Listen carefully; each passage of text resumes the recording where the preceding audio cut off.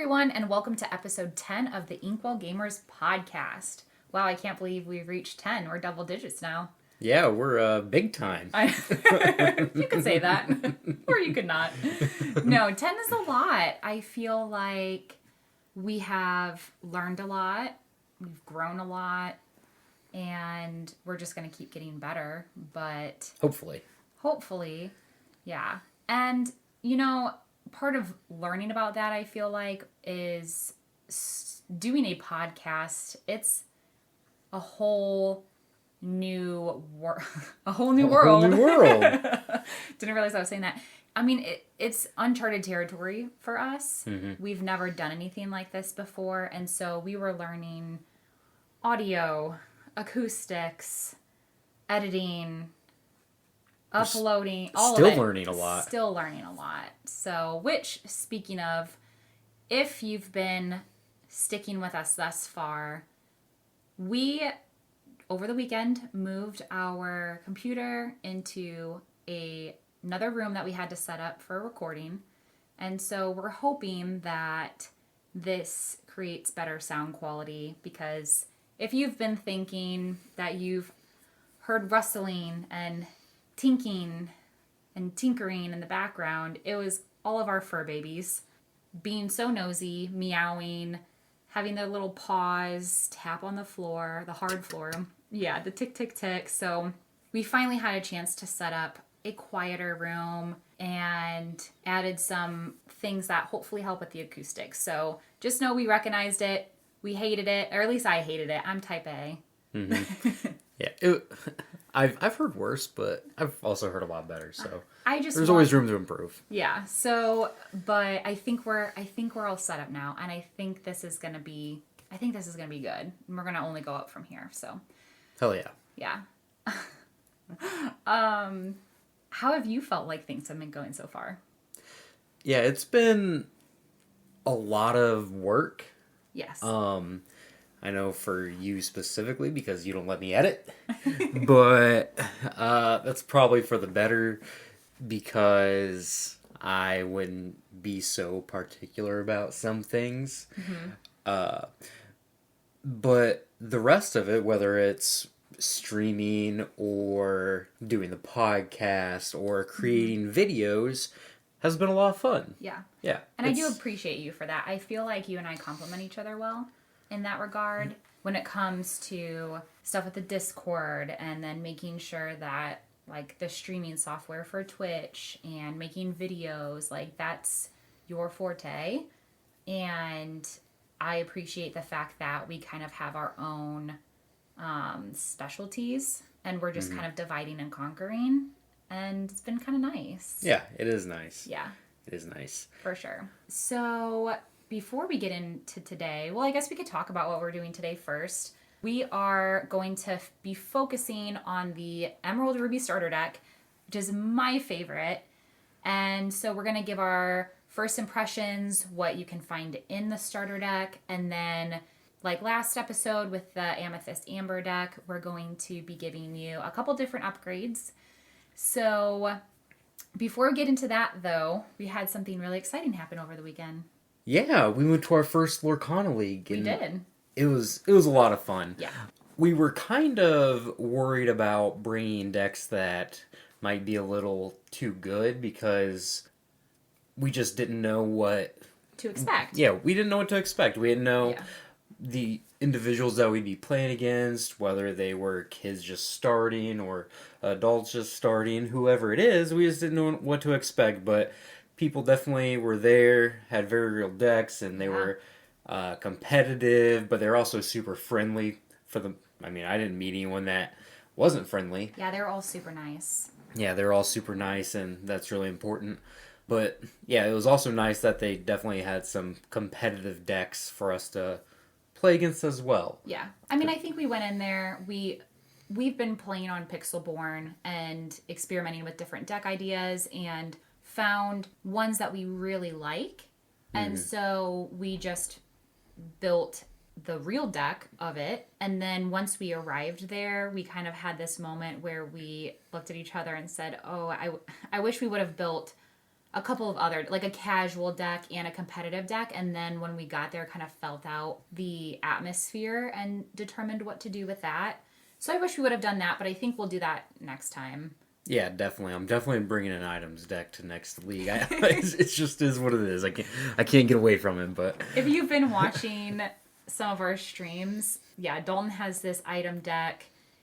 It's really cool and a lot of fun. It's just not there yet, but the concept is really cool. Yeah, it might get there one day. One day. So what'd you play against, Dana? What'd you bring, actually? So what I brought was a Emerald Amethyst deck. You might consider it like a tempo. So I had Genie on the Job and Cusco, Mad Hatter, couple of evasives in there. It was a lot of fun. I played against a Rockstar deck. I played against an item deck. I kind of wanted to play a couple more games against it, but the person who I played had to leave early, so I only got to do one game against it. But was it close? No. No. No. That's okay. It was just mine was too fast. Yeah. I think. Yeah. And that's the issue with it is from what I found, you just can't keep up in the early game. Yeah. So, but yeah, I played that, and then the gentleman who was running it, he brought his kids, and his eldest, I think, was 6, and we had an odd amount of players, and so he just asked if it was okay that, like, the round that I was odd man out, if I wouldn't mind just playing with him, because he wanted to play. And so I, of course, didn't mind. And he played his mom's deck, which was pretty good. It was Emerald, and I'm blanking on Sapphire. Sapphire. I was blanking on the other color, but yeah, it was pretty annoying. It was good. It was cute to see his wheels turning. He did get help from his dad, but you could tell that he remembered some of the tips that his dad has been trying to teach him.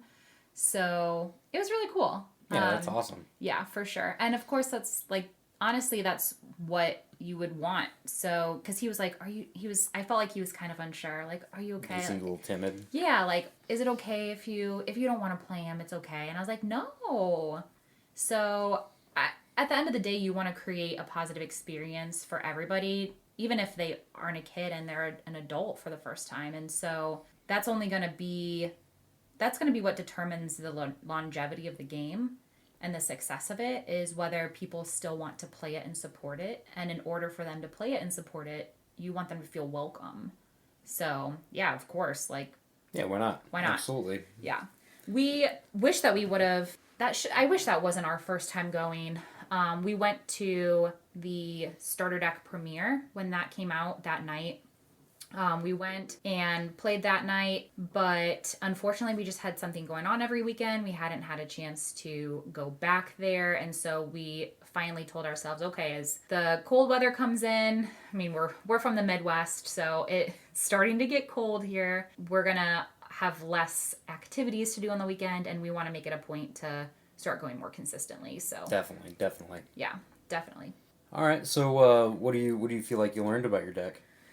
Oh, man. So I feel like I really started to... I felt like going in, I knew how to play my deck or my goal, but I didn't necessarily consider any of the metagame. And so I felt like I learned how to utilize the cards in my deck for the metagame. Sure. So, for example, obviously like the Stitch Rockstar Steel Amber is really popular right now, and one of the first, if they can, their goal is to put Lilo down first turn and then Bodyguard Simba next turn. And so I felt like I started to think about what cards I really need to make sure I get in my first hand in order to stop. So the person who I had played the first game, I didn't draw Rafiki, and I also have a Meg in my hand too. And so I didn't draw her. So when he put his Simba down, I didn't have a way to either rush with the Rafiki, or I didn't have a way to use Meg to get like my Archimedes powerful enough. Yep. Yeah, to get past the Simba. So I definitely learned that about my deck. Yeah. What'd you play? I played Amethyst Ruby, the typical control deck. It was a little bit different than most. I didn't play Aladdin Street Rat, mainly because I wanted to try out Elsa Snow Queen as my 3-drop of choice, because I wanted to test to see how good shifting into Big Elsa was. Mm-hmm. And it's really good. It's really good. I also just wanted to test out how good Aladdin Heroic Outlaw was with when you're not shifting it. And that card is a lot worse when you're not shifting it. So if you're not playing the Street Rat, to me, I would just either not play Aladdin, or what I'm probably going to do is I'm going to find room for Aladdin Street Rat. So I'm going to have a lot of 3-drops in that deck, but that's okay. Do you feel like that's the main thing that you learned, or did you learn anything else? No, I learned some other things. Well, you learn how good Rafiki is. I already knew because I play a lot of Pixelborn, but just playing in person and actually holding the cards, for some reason, it just hits different. It does. So the endorphins you get of Rafikiing down your opponent's Simba when you're actually holding the cards is a pretty big rush. Yeah, other than that, I got wrecked by the Steel Amber deck that you beat in the last round. Mm-hmm. He played You Have Forgotten Me, 2 of them on the same turn, which wrecked me.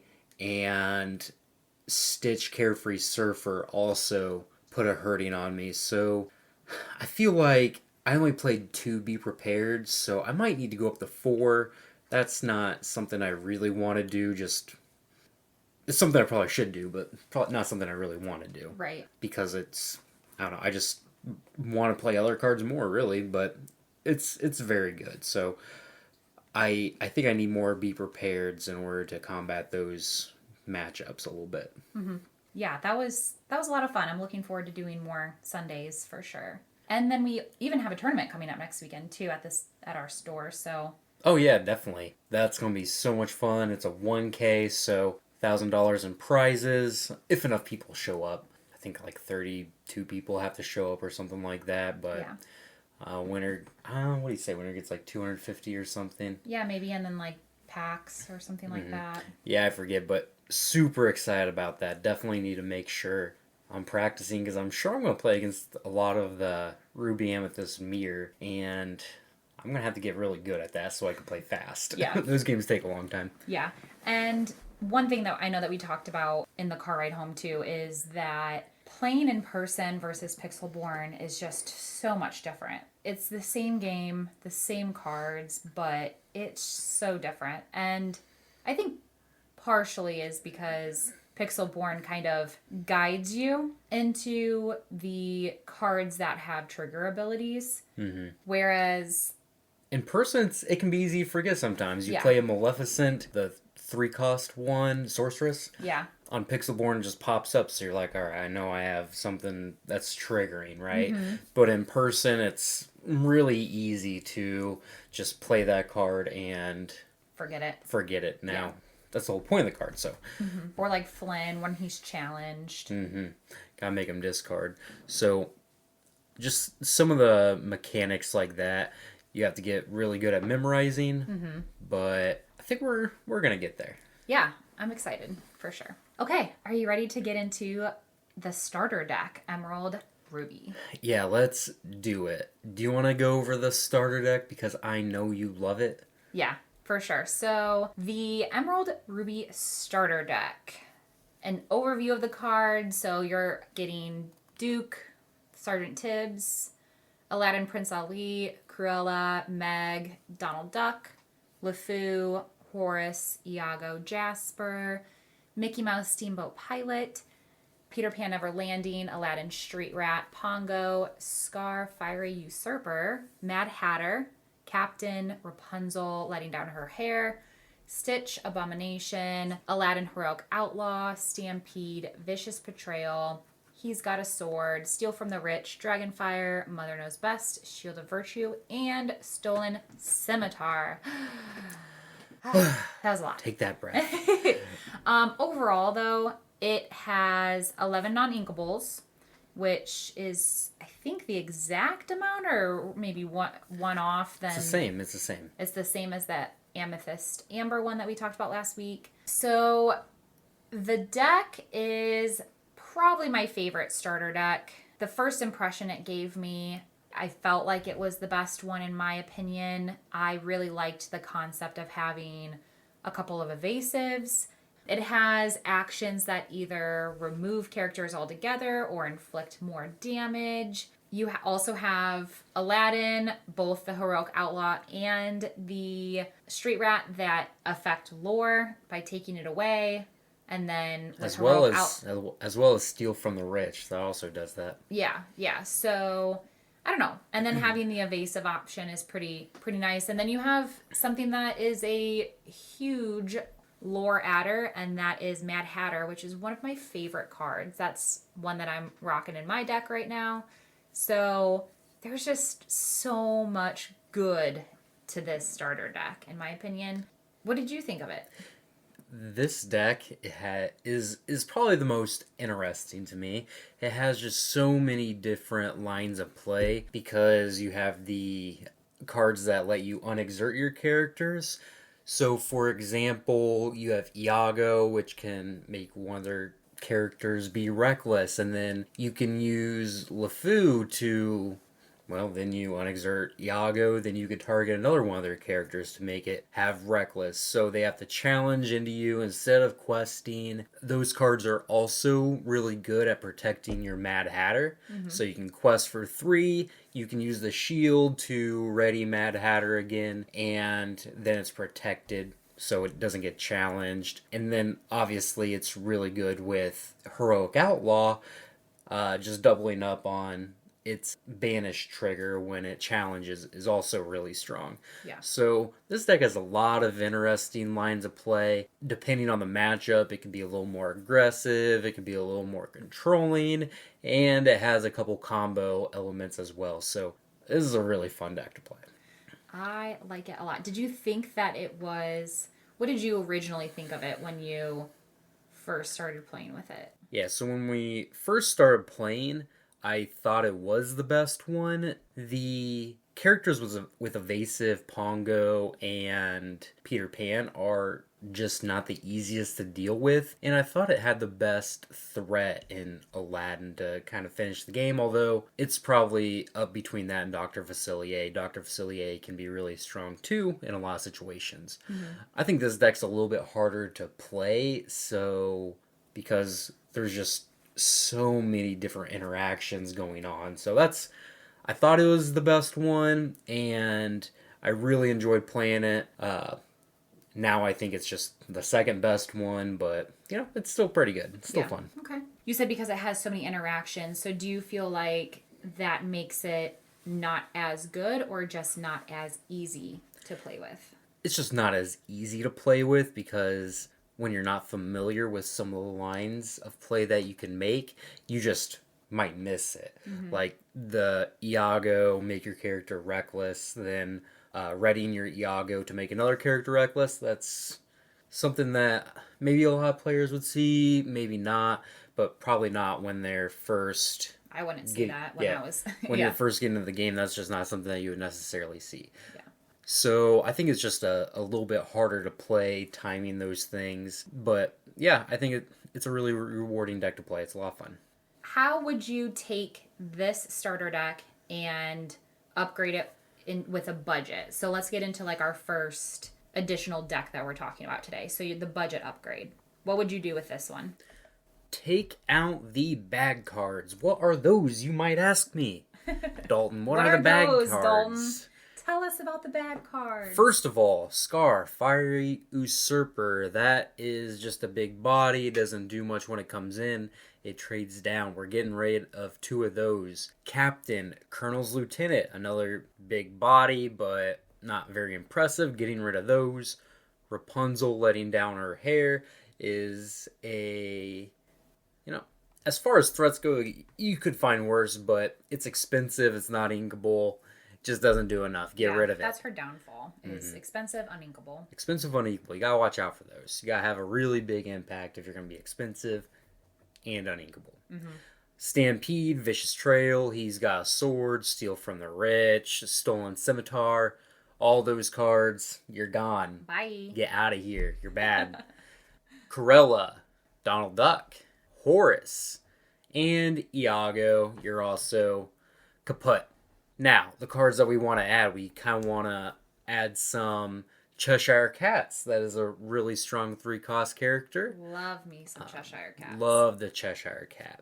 We want to add some Minnie Mouses just as a reasonable 1-cost character to play, right? So we'll add 4 of those, add some Duke of Wesseltons to fill out to 4 of those, add Flynn Rider, which is a really strong 2-cost character. Right. Okay. Go up to 3 Jaspers. We're going to 4 Pongos and 4 Tinkerbells. We really want the evasive characters. That's what's going to allow us to put a lot of pressure on the opponent, along with Flynn's and Cheshire Cats early. Go up to 4 Prince Ali because we're going to also add an Aladdin Heroic Outlaw so we can more commonly shift onto the Prince Ali. And then the biggest upgrade for this deck is probably just Kuzco Temperamental Emperor. It's probably the best Emerald card. It is insanely strong, very annoying. So good. Very annoying for your opponents to deal with. So we're going to add 4 of those. That's the most expensive card that we're adding. So worth it, though. Yeah, it is really, really good. Yeah. So definitely notice, even though I'm running an Emerald Amethyst deck for League, there's a lot of the green characters in this already that I have in mind. Mm-hmm. But yeah, that Cusco, it's the most expensive of this upgrade, but it is so worth it. Yeah, if you're playing one of these like tempo-ish, aggressive Emerald decks, it's probably the most important card for it. Yeah. Which, looking at TCG Player right now, 4 of those combined, it's like $63. So it is going to be a bulk of the upgrade, but everything else is not too bad. Yeah, it's about $81 to upgrade the deck into this version. Yeah. Once you already have the starter deck. So if you buy a starter, buy $81 worth of upgrades, you're right at $100. Then you have a reasonable budget deck. And honestly, coming from another card game like Magic or even Pokemon sometimes, $100 for a decent deck is pretty, you're getting off pretty easy. Yeah, this is going to compete really well, for sure. Yeah, so before we get into the other decks too, I just want to say that we're going to be putting all of the deck lists we're talking about today in our Lorcania page, and then putting the links to those in the description of this episode.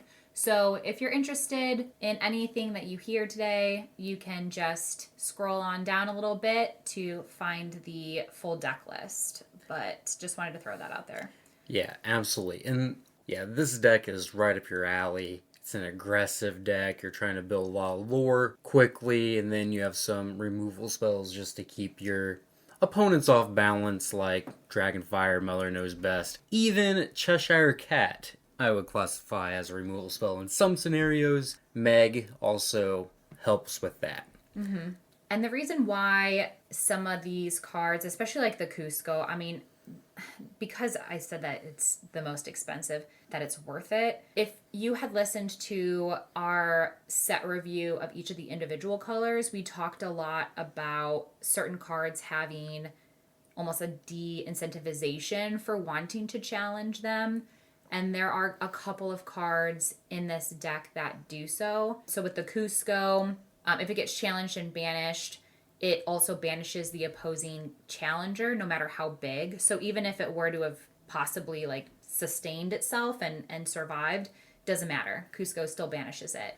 Cheshire Cat has a ability that kind of hinders your opponent from wanting to as well. It's the same thing. Yeah, that de-incentivization. And then like your Flynn too. So there's a lot of cards that make your opponent hesitate just enough to contemplate whether they really want to challenge that character or not. So you might be able to get away with, if they don't want to lose like their Stitch Rockstar into your Cusco, you're going to get away with questing for 3, and that's pretty good. Yeah. It makes them think twice, even though they should probably do it anyway. Makes them think twice about it. Yeah, just that hesitation. All right, I want to get into my deck now. So this upgrade is just a normal, no budget. So adding a couple more powerful cards in addition to the ones that Dalton had in his budget upgrade. It is also just an aggressive lore building deck as well, but we're just amping up a couple of cards. Yeah, you're playing all the heavy hitters, looks like, in this one. All the heavy hitters. Okay, so adding in Brave Little Tailor. Mm-hmm. And then... Very exciting card. Yeah, for sure. Keeping in the Prince Ali, Cheshire Cat, Sergeant Tibbs. Adding in Genie on the Job. I like this card as well. It's evasive, quests for a lot. It's just good. Outside of Cusco, I think Genie is probably the next best card in this color. Cusco, Mono's best, Genie on the Job. They're 3 really good cards. Yeah, for sure. And Genie on the Job's not too bad right now. I think it's going for like $350 on TCG Player. And then I forgot to mention Brave Little Tailor's probably the second most expensive card of this. Cusco being 1, Brave Little Tailor being like 15 each. So, but sticking with Pongo, the Duke, Minnie Mouse, always classy. Flynn Rider, Meg, Cusco, Jasper, Tink, Heroic Outlaw, adding 2 more. So I think did you have 2 in your deck? I did. So yeah, so I bumped him up to 4 just because no budget. Why not? Well, I mean, he isn't even that bad anyway. No. It's not. He's like 2 something, but still. Yep, and then sticking with Dragonfire and Mother Knows Best too. So just the classic removal and tempo spells that you need in these colors. Yeah. So same, because I think for the Amber Amethyst deck, our 2 versions of the deck had a little bit different gameplay. Mm-hmm. But we pretty much have this same one for this. It's just using a couple different cards. Yeah, it's the same theme, right? You're just trying to curve out playing a character every turn, playing high questers at their ink cost, and just, questing for victory. The only difference is that this one goes a little bit bigger. It's maybe a little more mid-range than the budget version, which expensive cards are usually more expensive ink-wise, so that makes sense. So yeah, you just have a little bit bigger of a mid-range aggressive deck with the Genies and the Mickeys. For sure. You like it? I do. I know we haven't tried out too many Mickeys in your version. The one when we actually play in person too much? Yeah, because when we got our starter decks, we played with those for a while, and then after a while, we tried to see how we could upgrade each of those. And of that deck that I had, I think I don't know if I had all 4, because of course we made proxies, but yeah, of course. I forgot if I had all 4 in there, but with that deck, I rarely got to be able to use it. It was pretty much like the game was done by the time I would have been able to get to him. Yeah, the nice thing about Mickey is that he's ink early when you don't need him, but when you do need him late, he can just kind of win the game by himself in 1 or 2 turns. Yeah. So I mean, it's devastating for lore. That's so much. It's so much. So good. So yeah, I like the addition there. But yeah, definitely like the look of that deck. It looks pretty strong to me. It looks like it can go into any tournament and compete really well. Well, thank you. Absolutely. I liked yours too. Thank you. Appreciate you. All right. So now we are going to talk about a third deck, which is, it's not going to have a budget, and it is just going to be a completely different play style within these 2 colors. I'm really excited to talk about this one.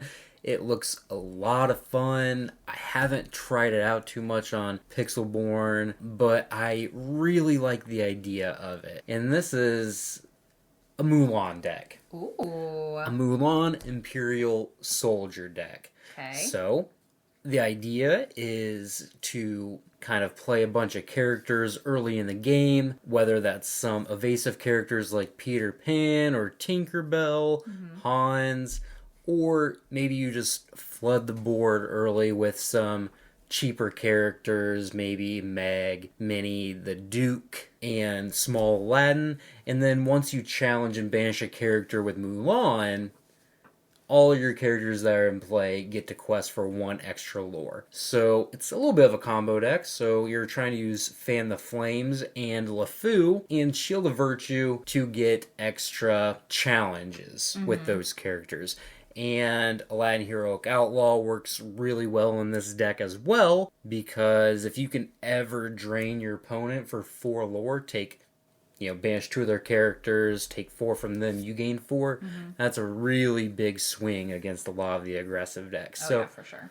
Yeah, this one looks like it might be hard to play. The sequencing of it might not be the easiest, but we're definitely going to try this when we stream. Yeah, next. It looks like it would be a lot of fun. Yeah, so just going over the deck list. 2 Mickey Mouse BLT for Mulan, for Aladdin Prince Ali, 2 Genie on the Job. I really wanted to move this up to 4, but I also realized that you need to have some cheaper characters when you're playing for Mulan, so you can get some benefit out of that ability. Yeah. 3 Duke of Wesselton, 3 Minnie Mouse, always classy. 4 Hans, 4 Meg, 4 Cusco, 4 LeFou, 4 Tinkerbell, 4 Aladdin Heroic Outlaw, 4 of each Dragonfire, Fan the Flames, and Mother Knows Best, and 2 Shield of Virtue. So yeah, this deck is going to play out. I think this one's just going to be hard to play. In order to get the most out of it, you're going to have to practice with it a lot. But if you can find the exact right build, I think there's probably something here. It's just going to take a lot of tinkering with the numbers to make sure you get it exactly where you want it. Yeah. But yeah, it definitely can have some really swingy and high impact turns that, well, I guess we'll see when we stream next how well that plays out. That's true. What do you think are the weaknesses to this?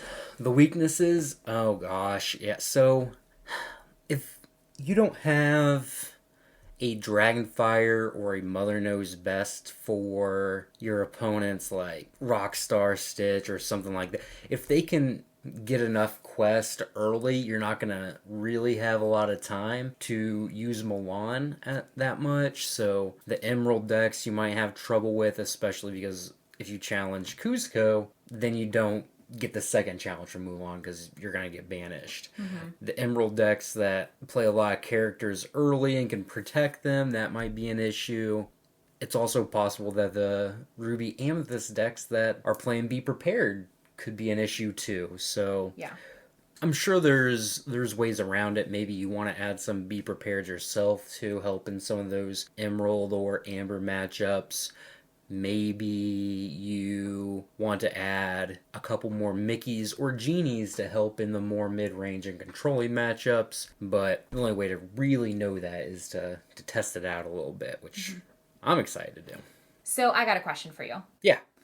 Why wouldn't you play Be Prepared in here? Because I feel like most people that play Ruby, they automatically put Be Prepared in there. Yeah, so Be Prepared is kind of a polarizing card. It's something that a lot of people will say you should just play 4 of if you're a Ruby deck because it's that good. And it is a really strong card. It's really the only card that has that effect in the game. Grab Your Swords against some decks does that, but it's not quite the same. The reason why we're not playing it in this deck is because we want 3, 4, 5. We want as many characters on the board as we can. Right. And if we have 4 characters on board and we play Be Prepared, that just goes against our gameplay. And we're not really getting the advantage of that as a Ruby Amethyst deck would be. That might only have 1 character on the board, right? It is possible that you might want to play 1 or 2 just so you have that option and a card to mulligan to when you're playing against the matchups where it's really good. But I like just starting off with 0 because I want to see how well this deck in its most streamlined form can play against those matchups without it. And then once you find out that, You might need one or two. Just add one or two in. The other reason why you don't want to play it is because in the matchups where it's so bad, in like the Ruby Amethyst matchup, where they're actively trying to be prepared it's just going to be a dead card, and then you're going to be sitting there the whole game wondering, like, what if this be prepared was a Han scheming prince or something that actually benefited your game plan. Okay. So maybe Han scheming prince would have quested for 3 or 6, and maybe that was the difference in your lore to win the game. It's so that makes sense. Like, yeah, you don't want it to be counterintuitive to your game plan, so that makes sense. Right, and there's, like I said, there's a lot of nuance to go to that. Maybe the right version of this deck has one or two, just as a card to mulligan to in the bad matchups for game 2 and 3. It's possible. So tell me, what are your thoughts on it? Yeah, I think it's really powerful. I mean, you have the annoying heroic outlaw that takes away lore and adds lore. You have that really cool setup with the Mulan. I had Mulan in the starter deck upgrade that you and I made proxies with that we were talking about, but I never got to the point where I really was able to fully utilize her, and I think it's because I didn't have some of the other cards that you do. Like, I didn't have the Instigator or Fan the Flames that would have helped kind of coerce your opponent to not having an option, but having to challenge you. So I just didn't have those supplemental cards that would actually make that game plan work. But I see that vision in yours, and it's pretty good. Yeah, it's a card that you very much have to build around in order for it to work properly. It's even possible that what you want from this deck, instead of like maybe some Hans or in the Mickey Mouses, is just to have more lower cost characters, just so you can get on the board earlier, so you have more things that, quest when you actually do get the attack in with Mulan. So those are some things to think about. I'm not saying this is the best version, the perfect version, but I think there's definitely something here, and I'm excited to keep testing it. Yeah, for sure. All right, so what else do you have for us, Dana? Well, we posed a question on our social media about what questions that you guys have for us, and so I figured we could answer that. Yeah, absolutely. Who is it, and what do they have to say? Okay, so Lorcanaistas asked, what color do you think will get the most help or good cards in set 2? Ooh, that is a very good question. I personally think that Sapphire will get the most help in set 2. I think it's probably considered to be the weakest color all around so far. So it would surprise me if Ravensburger doesn't already know that and hasn't tested it and found that out and hasn't tried to make some adjustments for that. I hope they don't go overboard with the power level of the Sapphire cards, but I would guess that that's probably the color that gets the most help. Next, I think I would expect Emerald to get the most help, and we've seen a couple pretty strong Emerald cards that might point to that, so yeah, that's where I'm going with it. Nice. Okay, so for your Sapphire guess, you're basing that off of just how it plays right now, not necessarily any leaks that we've gotten. Right, I mean, I do think Cogsworth, both of those two cards are pretty good, but yeah, I think there's more to come for that color. All right, well, your other color is the one that I actually was going to choose. It is Emerald, and I'm not biased just because it's my favorite color, but I think that some of the cards that have been leaked so far are showing abilities that Emerald has been lacking. One of them being any sort of like card draw. So like with Bucky, whenever you play a Floodborn character, each opponent chooses and discards a card. So you're getting like that card advantage. And then with Belle and her ability that is discarding the cards, again, that's your card advantage that is putting you one up against, because you're not having draw like Amethyst does. So you're gaining cards in these ways now. Yeah, honestly, Belle could be like, if they have 6 cards in their hand and they challenge Belle, they have to get rid of all 6. Yeah. So Belle looks really strong. Hypnotize looks pretty strong. Improvise looks good. So I definitely think Emerald has a lot going for it from the looks of it to me. Yeah, I'm really excited. Me too. Me for too. Sure. All right. Well, this is going to be the end of the episode. I hope you guys really enjoy these deck upgrades, and I definitely think you should try out the Challenge Times 2 deck is what we'll call it. Yeah, so the next episode, we are going to be doing the same thing again, but with Steel and Sapphire, giving you the budget, non-budget upgrade, and then honestly the the version that is completely different is probably just going to be an items deck, but we'll get there. We'll get there, knowing me. You don't want to give up on the items. I don't. You? I'm not there yet. I can't give up on it. It's so much fun. Yeah. Besides that, the other really cool thing that we got going on is that we have a giveaway. Yes. Oh my gosh, so excited. We actually were able to hit our first goal over the weekend. So we gave away kind of like the first tier of our giveaway. We scored 3 starter decks, 1 of each. And so we thought it would be really cool to give them away to our followers on Twitch, especially because product's still unfortunately so hard to come by right now. And we just want to put it in the hands of people who want to play the game. So yeah, and it was really cool. Someone came in last minute to our Twitch stream, said they didn't have any product, wanted to start to play. Yeah. And then they won. Yeah. They won the starter deck. We were using the wheel of names, and so the stipulations for it is that you just have to follow us on Twitch and then comment in our Discord in the giveaway channel to basically, that's like your entry ticket. And then when we hit 25, 50, and 100 followers, we give away a starter deck at each of those tiers. And so we had hit 25 over the weekend and gave it away during our stream. But yeah, it was funny. They came in and they were like, what you guys up to?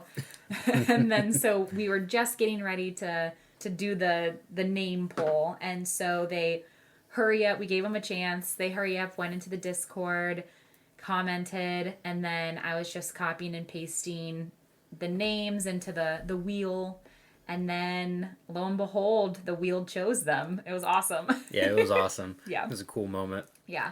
But if you're looking for a starter deck, we're giving them away. But all you have to do is follow us on Twitch and comment in our Discord channel, which will also be in the link to our bio. So you can get both of those through there. But yeah, super exciting. Super exciting. All right, with that being said, you can find us on all social media platforms pretty much at The Inkwell Gamers. So official. The Inkwell Gamers. Yeah. Have a wonderful day, guys. Yeah, have a good day. We'll talk to you guys next time.